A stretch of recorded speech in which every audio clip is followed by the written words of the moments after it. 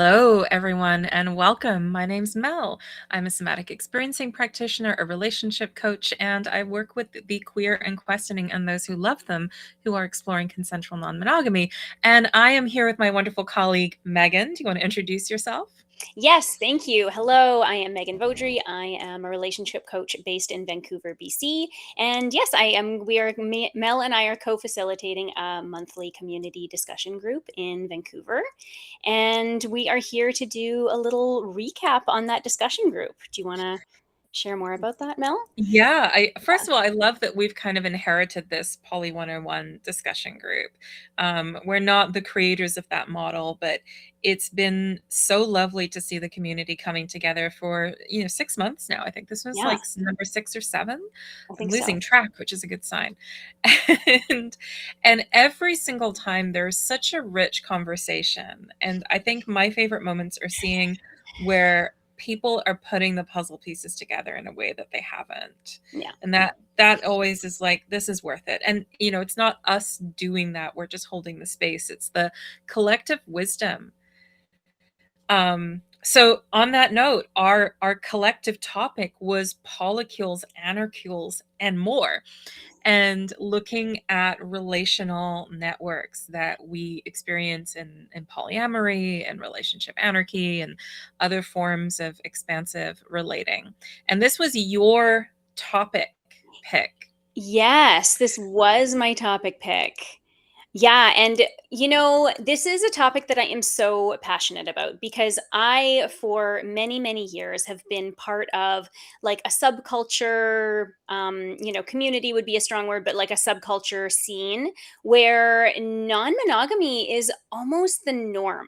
I have had folks Mhm. come to me and say, "Oh, like I've decided to be in a monogamous relationship with my partner," almost as if they're a little bit embarrassed or they might get some pushback about it.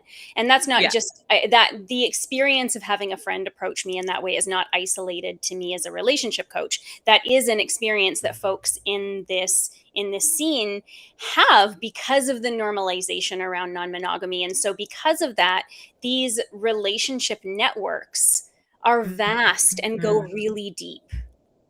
Yeah, and so that's why I think this topic of and I love this topic as well because just because relational love is presented as a completely dyadic activity, as dyads being the only option in our culture, relationship networks are such an important topic because they're so under discussed and underappreciated and under misunderstood.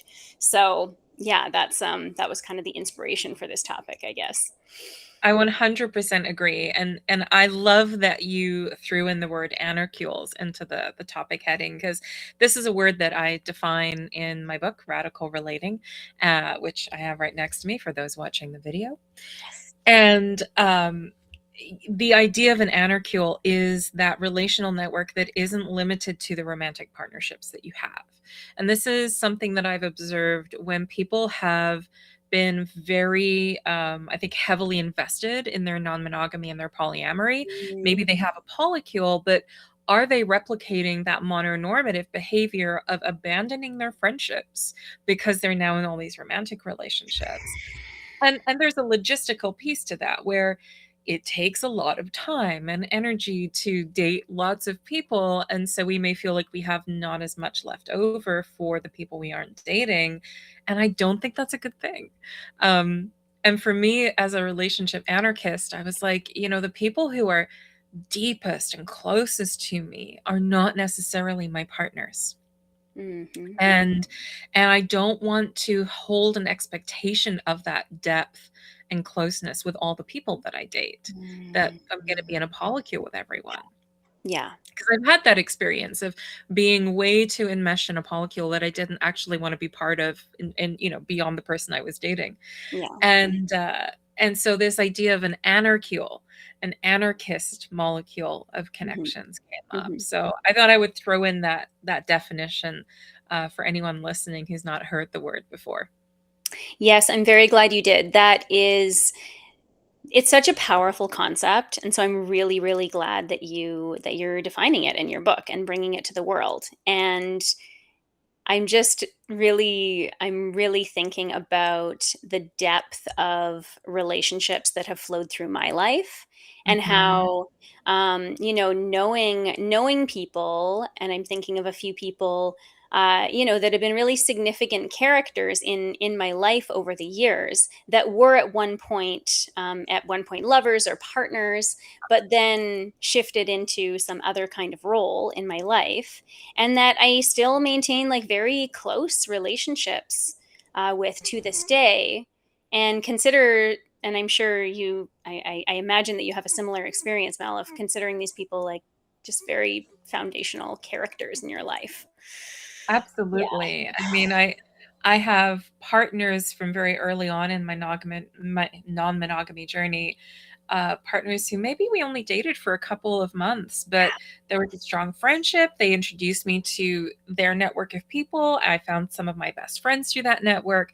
There's still someone I know I can call up for collaborative work and things like that. And I think this is one of the pieces that did come up in the discussion is that within a non-monogamous framework, breakups aren't always a complete break. Sometimes they Mhm. are, and sometimes it feels like they need to be. Mhm. And so there's also a kind of tension in there that we touched on a little bit in the discussion, I think, but that there isn't there isn't by default this idea like we're never going to talk to each other again.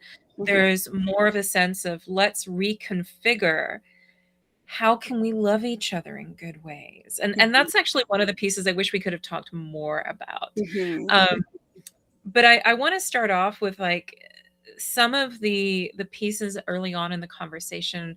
People started talking about like the configurations of relationships. Like, you know, Yeah. you can be solo, you can be nesting, you can be in a triad or a quad or a V, or there's all these different permutations. And um, people were started talking about like the pros and cons of some of them. And I'm curious for you, like you already mentioned like some of the benefits of having that network, but what Mhm. are some of the cons of having like being part of a polycule or an anarchule? Well, the thing that comes to mind first is I like to think of the metamor relationship. I like to compare it to in-laws. So your Mm, metamors, your partner's other partners, are not people that you would necessarily choose to have in your life, but they are in your life because they're connected to someone that you do choose to have in your life. And so, this is me approaching gently the topic that, we don't always get along with our in laws. We don't always get along with our metamors. So, some of the cons of polycules are, having to have people that you may not necessarily choose in a space of trust with you. yeah, So, and that, we always say, polyamory is just so full of growth opportunities. And so this can be one of those growth opportunities, right? Is understanding people that you might not necessarily choose. You might have different communication styles. You mhm, will definitely have different needs and boundaries. And so learning how to navigate those relationships is really challenging. And it's a big part of what we have to overcome and what we have to grow into when we choose polyamory. And a big reason for that is we do not have a playbook for this. yeah, We are fed monogamy as the default only relationship style. And so we don't have a model for like how to get along with your husband's girlfriend. We just don't yeah. have it. And as much as we needed it, and we're developing this as we go along, like me and other relationship coaches and polyamory content creators, we're developing this playbook and this normalization around these relationships that we're taught to really have a really negative view on. We're taught to only really have a negative view on these metamor Mhm. relationships, and so needing to overcome those tendencies is definitely a con of relationship networks. It's And a challenge.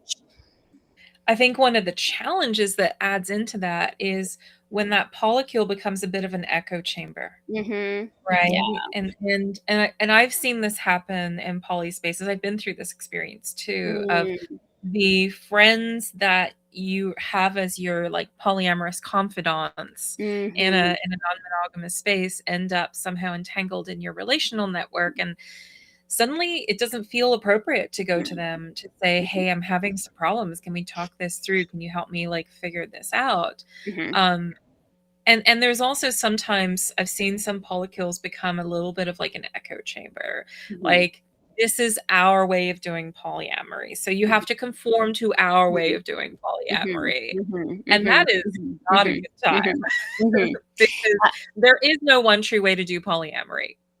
Absolutely. Yes. And so, like I talked about, there's the challenge of overcoming different communication styles, of overcoming different needs and boundaries. But the Mhm. solution is not to have this, like you're talking about, this echo chamber, this unilateral way of doing polyamory, right? So we're Mhm. kind of seeing some opposites here. And as always, I'm curious, like what's in between, like what are the subtleties that we can explore in there?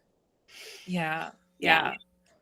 Some people talked about how, like, being part of that network, like, just stepping into I think, we kind of got into a discussion of, like, what is it like to actually step into polyamory in practice, not just Mhm. theoretical? Mhm. And how there's a lot of fear that can come up for people, and that fear, kicks in their monogamy hangover, like, kicks in the Mhm. internalized mononormative thinking. Yeah. And you were referencing that with, like, how do we engage with our metamors? Because we don't have a script for that, right? Yeah. The only Yeah. thing that we're given to in monogamous scripts is the other woman, or the person Mhm. your partner's had an affair with, or the Mhm. Mhm. mistress, Mhm. or Yeah. mister, or usually it's so funny, it's always these feminine gendered terms.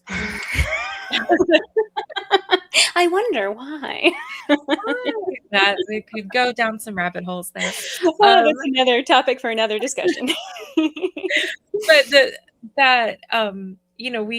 we have to write the script as we go. We have to write our own script, and we're really Yes. improvising it a lot. Yeah. And I think that intersecting in that is very often a lot of couple-centric behavior, Mm. you know, I think it's slightly different depending on whether someone starts from being unpartnered versus when someone starts with a previously monogamous partner. Mhm. But no matter where you start from, there's going to be some kind of internalized couple centric expectation, whether that's expecting the relationship escalator, or sometimes I think people are dismissive of the secondary and tertiary connections, Mhm. the connections that come after them, not Mhm. necessarily even if they're hierarchical. Mhm. Um, and and that can lead people to exclude a person from the conversation. Mhm.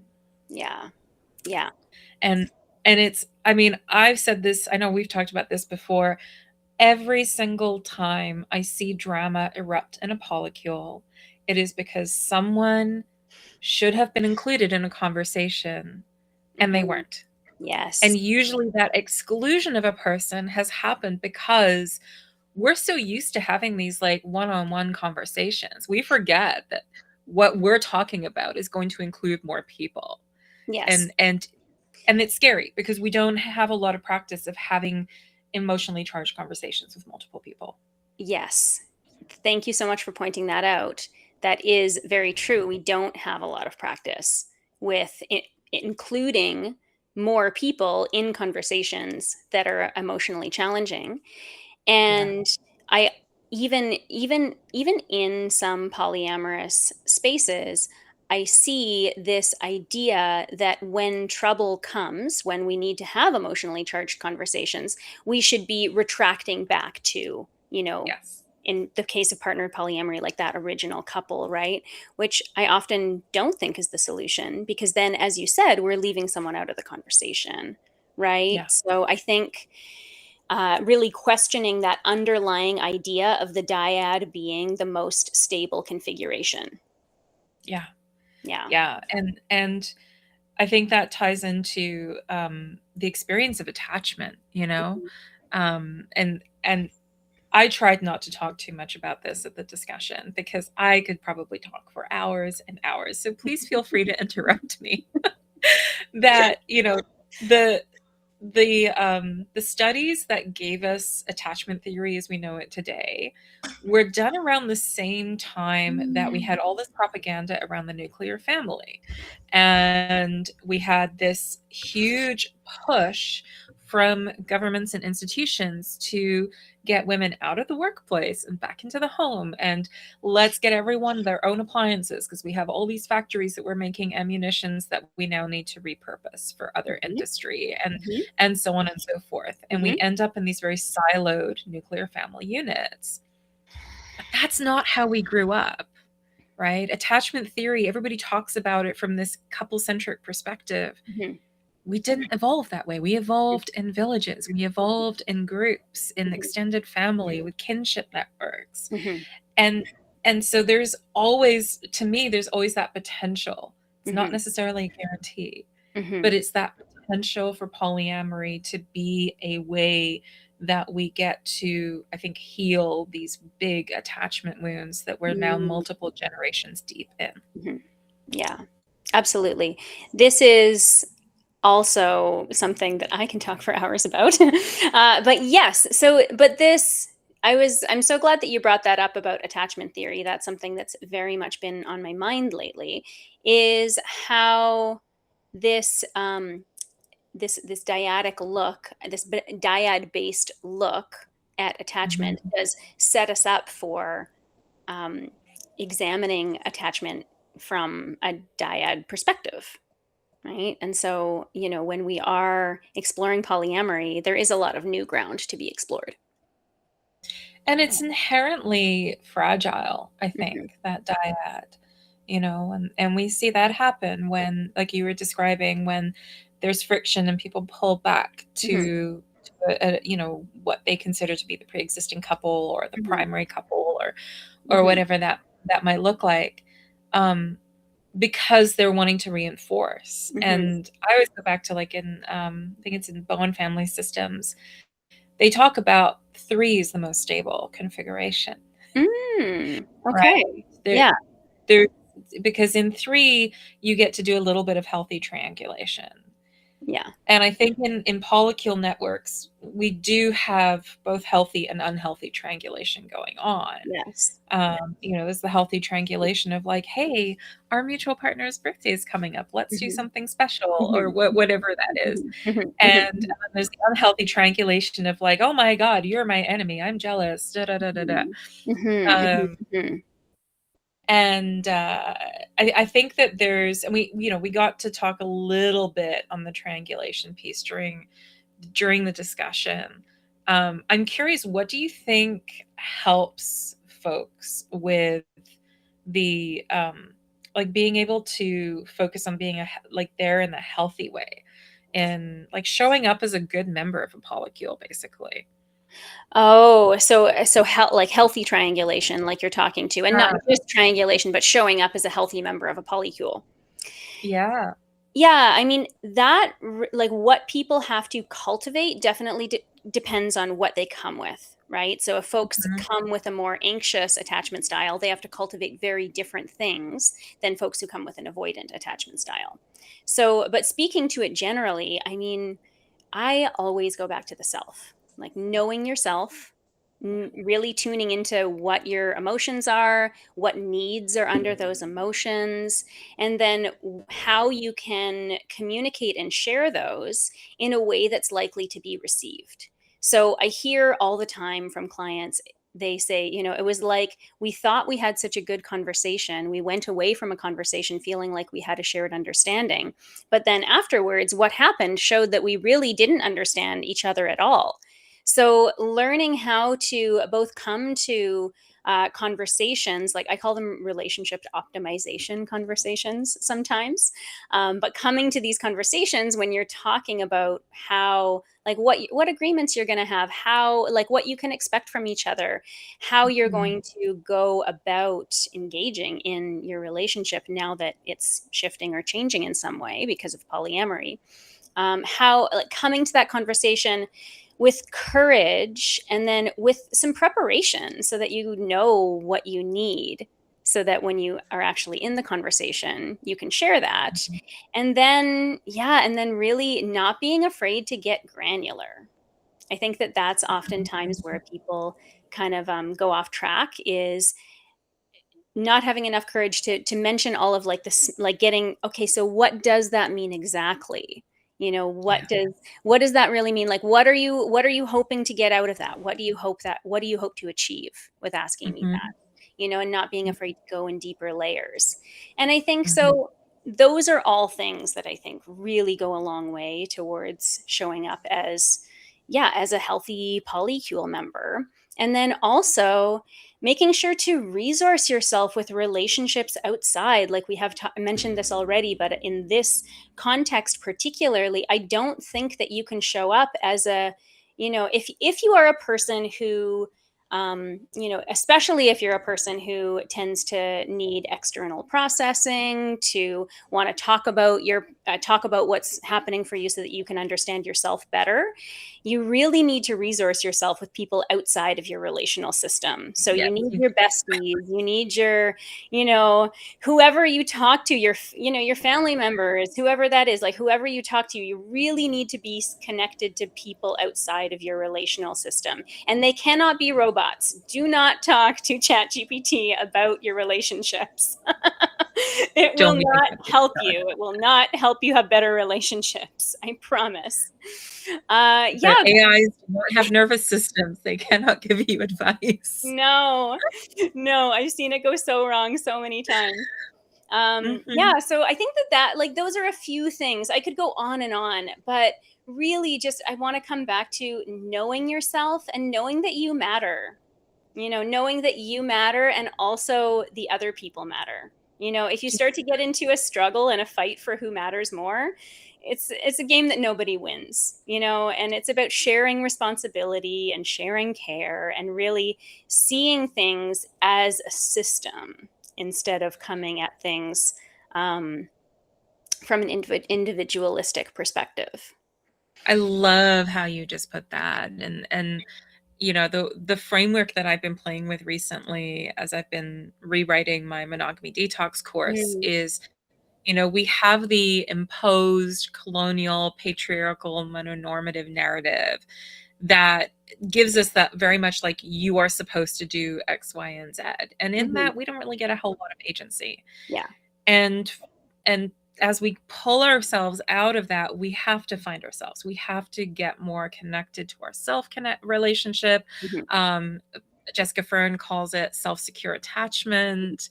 I call it self-partnership, you yeah. know, however you want to name it. It's that being really deeply connected to Mhm, yourself. yeah. But there's a shadow side of that where people go Mhm, into hyper individualistic yes. and there's a and I think sometimes that happens also because it's traumatizing. Not all polycules networks are the right one for you. Mhm, And so we can sometimes get hyper individualistic, pull back so far mhm, that we are creating our own obstacles to connection. mhm. Yeah. And to me, this idea of being able to be in an anarcule or a polycule, basically being able to show up for the relationships that are in the wider ecosystem, Mhm, whatever the nature of those relationships might mhm, be, there's something about that that's to me that's the rewilding. To me, mhm, that's the interdependent thing that we're discovering. We know who we are, and that gives us the basis for being able to go, okay, together, who do we mhm, become? mhm, You mhm, know, mhm, let's explore what we co-create. mhm, You know, the most dynamic anarcules out there are the ones that really put in that energy and that effort to co-create. mhm, They're not in competition, mhm, right? And I mhm, think they're still like, as you know, when we are still focusing on learning who we are, it can sometimes feel like we're in competition or that any little threat's going to trigger those like big self assertive responses. mhm, Uh, mhm, and it's something so lovely when you do get to that point of being able to just to just exhale and breathe and find that ease in the wider network. mhm. Absolutely. Yeah, absolutely. Yeah, one of the questions, I don't remember if we got to this or not, but what one of the questions I wanted to ask is, what are some strategies we can use to create Mm, more equity in our yeah, relationship networks? we didn't get to that We question because the didn't. conversation that was happening in the discussion was so good. I know, it was so good. Yeah. Yeah, I mean, I think I think for me, and maybe this is just because I've been writing about this the last few days, I think Mhm, one of the strategies is understanding the ways that power and privilege can be playing into the network. Because I mhm, think there's vectors of that that are more obvious, I mhm, would like to think, in terms of like gender, ethnicity, language, ability, etc. mhm, And there's aspects of power and privilege that may not be so obvious, mhm, like which experience someone has in non-monogamy. mhm, Someone, mhm, I think there's also levels of ageism that can come into there. mhm, The amount of work we've been able to do, the resources we've had to mhm, support our journey and mhm, unpacking like sexual mhm, shame or things like mhm, that. mhm, mhm, And yeah, as we get more aware of that, learning how to balance and noticing where our power may be taking up space from other people. mhm, mhm, mhm. Absolutely. Yeah, those are all really important things, and power can show up in so many ways. Mhm. Yeah, so I think being aware of power as and when it shows up, Yeah. and knowing how to work with that when it comes is really important as well. Yeah, It can come yeah, from finding unexpected places finding the sometimes. collaborative. Yeah, finding the collaborative, exactly. Yeah. Mhm. Mhm. Mhm. Yeah. What other strategies would you include? Yeah, all of the ones you mentioned, and in terms of creating equity, I think acknowledging what how equity needs to be created in an ongoing way. Yeah. So knowing that just because privilege showed up in a certain way at one point doesn't mean, or that you expect it to show up in a certain point, doesn't mean Mhm. that it will necessarily show up in that way. Yeah. Yeah. Right. And so I think it comes back to that self-awareness piece and self-partnership piece around recognizing where you may be empowered or disempowered, and knowing how to speak to that, and how to call in more collaboration in an ongoing way. Yeah. Yeah. It's not a one and done. It's not a one and done. Yeah. It is an ongoing conversation. Yeah. Yeah. Yeah. Yeah. Yeah. Hmm. Yeah. That's been so good. Glancing at my notes, and I'm like, I feel like we managed to cover a lot of the points that were brought up in the discussion. I, I'm curious if there's anything else for you that comes up that you're like, "Ooh, I wanted to make sure we talk about this." Hmm, I think hmm. We didn't really get to, and actually this is I would love to ask you this question because I know you'll have some good answers for this. How about over so in the context of a polycule, we talked about Mhm. metamors and how you don't necessarily choose your metamors. How about overcoming things like differences in communication style, differences in differences in communication style, differences in um like, how do I say it, like experience in polyamory might be a way to put that. Yeah. What do you think of that, and how to create equity in terms of those, like when those differences come up, and how to create harmony when those differences come up? I think one of the things is to just embrace that there may not always be perfect harmony. Mm, And I think building that inner tolerance around that, like a bit of resilience, that mm, it's okay if we're not all communicating the same way. And maybe I say that because 'cause I'm a third culture kid and I've lived in different countries and had to code switch between different cultures. So I'm mhm, just like, "Yeah, okay, we'll mhm, adapt." mhm, Um, but I think bigger than that is to create spaciousness. mhm, One of the pitfalls I've seen is so many of us get into polyamory with a little bit of a fantasy of like, one day I'll have the perfect polycule, and we'll Mhm. have our little village of tiny homes, and we'll all share everything, and there's many variations on a theme. Yeah. And the hunger for that Mhm. can be so deep that we rush to try and get there. Mhm. And we lend our trust before we've established foundations. Mhm. I've had this experience, and I've written about it a little bit on Substack years ago, of feeling like I was forced to show up in a certain way in a polycule, and it wasn't Mm. how I wanted to show up at all. Mhm. And I feel like if there had been a little more spaciousness and a little more patience, Mhm. it would have given us more time to figure out where we all authentically met. But Mm. because there was this kind of, and it was collective, there was a collective sense of urgency, and a desperate need to go deep. Mhm. Um, we skipped those steps. Mhm. And that's where the friction started to come up, because when you skip those steps, then you're running on the projection and the fantasy of what this polycule could be, and Mhm. not actually, reality checking it Mhm. as you go. So I think that having the spaciousness, having the patience, allowing each individual relationship within a network to be tended at its own pace Mhm. is really, really important. Mhm. Mhm. Mhm. Yeah, absolutely. There's wisdom in there. Mhm. Mhm. Yeah. Yeah. Oh, thank you. Thank On you that, so much.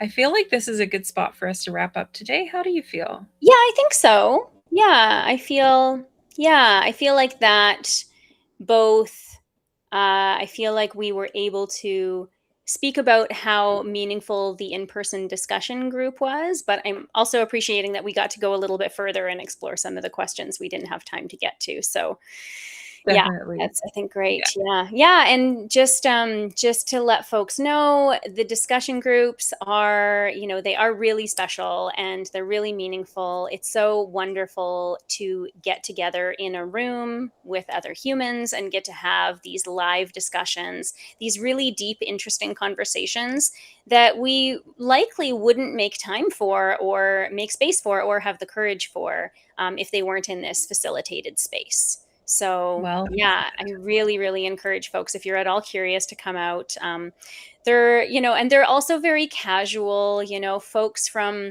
of all walks of life, all ages, all different experience levels in polyamory show up, and there's often new folks. So, yeah, there's it yeah it I hope that, sorry, I just had a little computer glitch there, but yes, please do come out if you're at all considering it. It's a really accessible environment, so yeah, we would love to see you. It's a really great opportunity to connect and share with other polyamorous folks. yeah. And the next Vancouver Poly 101 discussion will be on the first Tuesday of June, Mhm. which I believe is the third. The third? No, the second, something like that. It's early June, Early June. and I think maybe it's the second. First Tuesday And in June. first Tuesday in June, Yeah. Vancouver Poly 101. You can find the details on Plura, or if you're not able to access Plura, you can always message one of us through Mhm. our social media channels. You can find me at Radical Relating on Instagram, Substack, and Facebook. And you can find Megan. Yes, you can find me at Non Monogamy Coaching Vancouver, mostly on Instagram, but I'm on Facebook and Substack as well.